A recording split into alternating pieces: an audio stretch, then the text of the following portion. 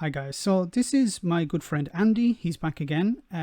Last time I responded to him, he was talking about Ireland and how Ireland should leave the European Union. In this video, he's going to talk about how Britain needs to, well, Boris Johnson in particular, needs to grow a pair. And he's also quite angry with John Bercow and Keir Starmer for some reason. But let's hear what he had to say. Well, Michel Barnier is heading to London amid fears, scoff, that Britain is going to leave the EU transition period with a no deal. Hello everyone, this is Andre Walker. Yes, the British government has finally grown a pair after all of those years of Theresa May and Ollie Robbins going over to Brussels and basically saying to Michel Barnier, oh come on Michel, this is what we'll get away with in Britain. Brexit in name only.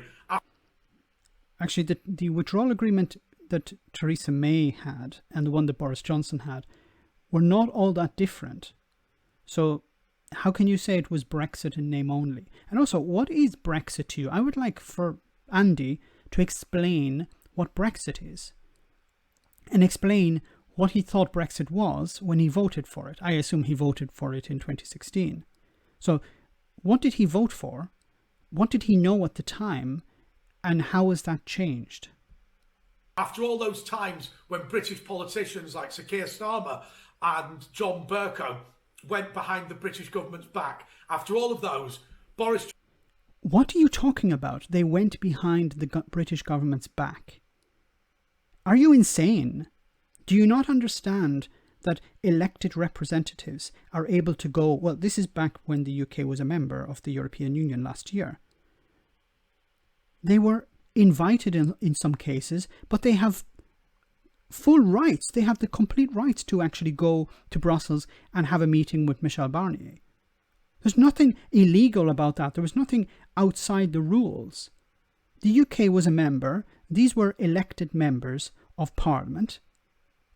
One was the House Speaker. They were within their rights to do that.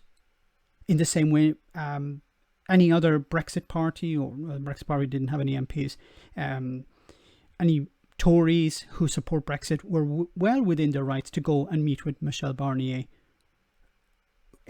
Government or no government, it doesn't make any difference. They're elected representatives. Do you not understand that? Really? Like, I'm not British. I know this. Or maybe I'm wrong. I'd like for someone to tell me if I'm wrong. But as far as I know, when the UK was a member of the European Union, elected representatives had the right to go to Brussels and have meetings, formal or informal, it doesn't make any difference, with elected representatives or designated officials from the European Union. You were a member. That was a privilege that you had. Johnson has ordered David Frost, Lord Frost, Britain's chief negotiator, to walk away. And suddenly, hallelujah, Michel Barnier is coming to Britain tomorrow to hold urgent crisis talks because of, quote unquote, a lack of progress. Now, what this all boils down to is very simply this.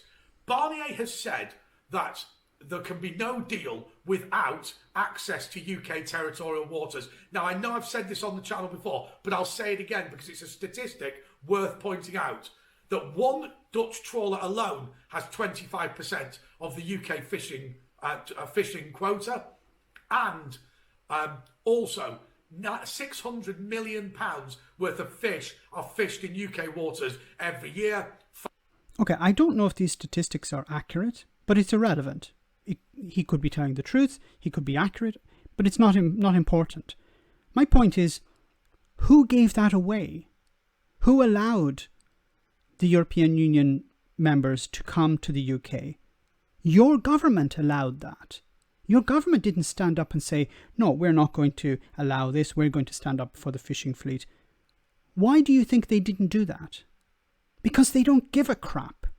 Now, I hope Andy doesn't support Boris Johnson or the Tories, because if he does and he voted for them, then he voted for that. You know, it's one thing to say, look, I don't vote out of principle because there isn't a party that represents me or represents the fishermen. There's no party strong enough. There's no party in government who actually represent the fishermen. So I'm not going to vote. But I doubt that's Andy's position. I imagine it's more, well, I support Boris Johnson because Brexit or other reasons. 500 million by EU vessels, 100 million by British vessels. And I need hardly say that those figures are down as a result of quotas. And let's blame the EU for all of that, even though our government gave away those rights. We were a member, we gave away those rights. Now, you should be asking the question, why did they do that? Not questioning, how come these boats are able to come and fish away all our fish? That's not right. Maybe it's right, maybe it's not right. But who gave it away? And of course, Britain's share of it is tiny. Our fishing has been decimated, and there is a matter of national pride here as well. But the other stuff... National pride? You've voted to destroy your own country. You've voted to destroy your economy. You've voted to break up the union. And you're talking about national pride? Stumbling block is this level playing field, which is incredibly dangerous. What it means is every time the EU change their rules, the UK automatically has to change its. And I've said this before, but I'll say it again. Think of the Tobin tax, the financial transaction tax, which was going to be levied to bail out the euro. It applies across the whole of the EU. And if Britain remained tied to the EU rules, it would apply in Britain as well. But 90% of the tax is paid in the City of London, where most of those financial transactions take place. So it's not a level playing field. The idea is that the EU will make the rules and the UK will comply with them. And some rules... That's not how it works. You agree rules. This is another thing that I don't understand about Brexiteers. They seem to think that one side makes rules and the other follow the rules. No. In an agreement, you sit down and you agree rules. Like if Andy and I wanted to play football and I said, okay, Andy, let's sit down and write down the rules of this game that we want to play. It's like football, or let's invent a new sport. Well, it's similar to football, but we need to have particular rules. And I say, let's sit down and have the rules, write them down. And Andy says, no, I'm not going to play by your rules. I'm going to play by my own rules. Then we don't have an agreement. We can't play the game because we don't have an agreement on the rules. What the Brexiteers are trying to do is say, the European Union have their rules and we want to have our own rules. That's not an agreement. Apply to British industry more than they do to other EU industries. Now, the French foreign minister has said already that Britain is being intransigent and unrealistic. Let me read this quote. On Brexit, we always showed unity and proved wrong those who saw signs of an overall implosion of Europe. It is Which is actually a funny... He doesn't talk more about this, but it is quite funny because I've been hearing since the 1990s that the European Union is on the brink of imploding. The 1990s. Okay. Staying united that we can stick to our line of global accord. Now, I don't disagree with that. The problem with Britain is we haven't stuck together. I don't have a problem with the EU making unrealistic demands. My problem is us capitulating to them. I think what we need to say is no and be firm on that no. You still think that you're negotiating from an equal position. You think that you and the EU are equals. You're not. I'm sorry to be the bearer of bad news, but you're not. You're no longer an empire. I know you'd like to be an empire. I know you'd like to turn back the clock and become an empire again. But that day is gone. That ship has sailed. You need to come back to reality. You need to stay with your feet on the ground and understand we're not what we used to be. That time has gone. Because if the Europeans want a free trade deal, then I would say we want one too.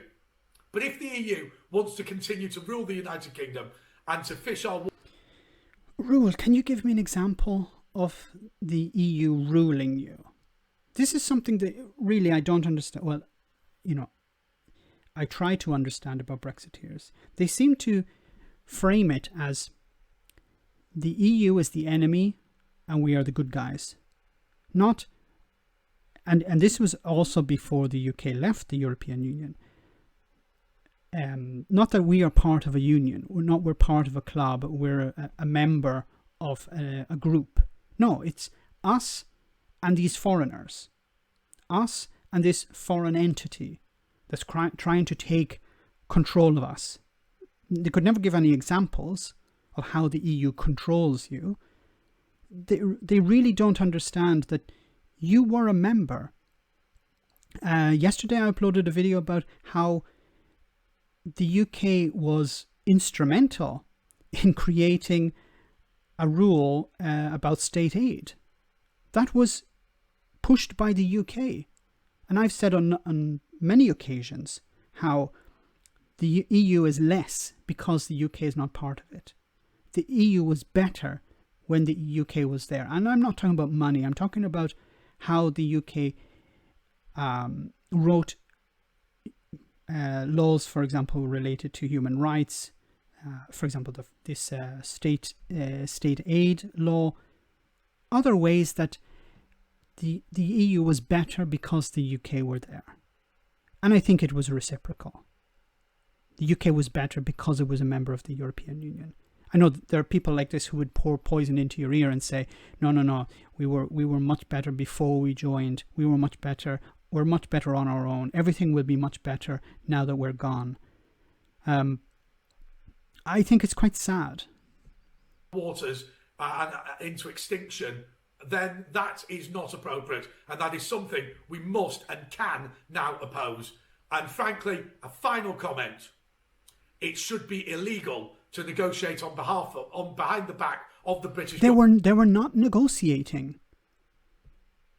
That is the law in America. It should be the law in Britain. We should have locked up Bercow and Starmer. They were not breaking any law. How can you lock them up? Lock them up for what? For speaking to members of the EU while they were representing a parliament that was a member of the EU? This makes no sense. It's just you didn't like them going there. You didn't like that they were Remainers. So you wanted to end their freedom of expression. That's what you wanted to do. I hope Brexiteers are not going to come and attack me. Oh, how dare you say that? It's true. You want to end their freedom of expression. That's what you wanted. You didn't want them speaking to members of the EU, Michel Barnier or otherwise. The UK had a privilege. Members of Parliament had a particular privilege. They had the privilege of being able to speak to other member states. You didn't want that. You didn't like it. That's all I have to say about this. Let me know in the comment section, guys, what you think. As always, your comments are greatly appreciated. Thanks a lot. I want to say a big thank you to all of my patrons. You ensure that this channel continues to exist. I'm eternally grateful for all of your support. If you join Patreon, you will receive instant access to our Discord server, where we have both audio and video chats. You can chat with me and other patrons, where we discuss important and non-important issues. Becoming a patron per month costs about the same as a large coffee, so why not check it out?